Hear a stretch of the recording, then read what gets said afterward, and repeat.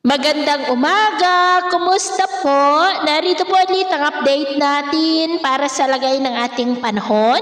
Ngayong umaga po ng December 29, 2025. Sa ngayon po ay wala tayong binabantayan na sama ng panahon sa loob at labas ng ating area of responsibility. Maging ang hanging amihan ay umiihip na lamang dyan sa may extreme northern Luzon. Easterlies ngayon ang umiihip sa silangan ng Luzon, Visayas at Mindanao. Ito po ay mainit na hangin na nanggagaling po dyan sa may Pacific Ocean. Sa atin pong long range forecast, wala pa rin pong bagyo na nakikita na tatawid po dito sa ating kalupaan hanggang sa susunod na 2 linggo ay posible po na storm free tayo.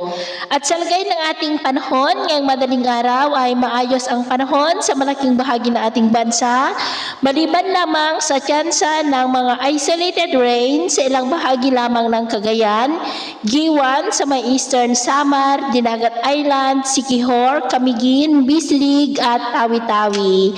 At mamaya po ay sisikat ang araw sa malaking bahagi ng ating bansa pero may tsansa pa rin ng maulap na kalangitan with isolated rain sa ilang bahagi po ng Cagayan, Cadiz, Dinagat Islands, Abuyog sa may Leyte at Davao Oriental. At mamayang hapon, maayos na panahon pa rin ang asahan sa malaking bahagi ng ating bansa pero may tsansa pa rin ng minsan ay maulap na kalangitan with isolated rain sa ilang bahagi ng Southern Luzon, Visayas at Mindanao. Kaya kung lalabas tayo sa ating mga tahanan, ugaliin po natin lagi ang magdala ng kahit anong panangga natin sa init ng araw at proteksyon na rin po sa mga biglaang buhos ng ulan.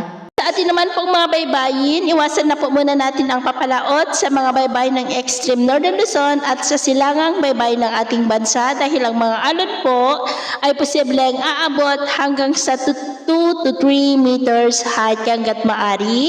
Ay iwasan na po muna natin ang papalaot dyan sa mga may kulay pula para mas makaiwas sa mga sakunang pangkaragatan. So ito ang latest update natin sa araw na ito. Pumuli si James na nagsasabing sa kahit na pagsubok po na darating sa ating buhay, huwag na huwag po tayong mawawalan ng pag-asa. Thank you and God bless!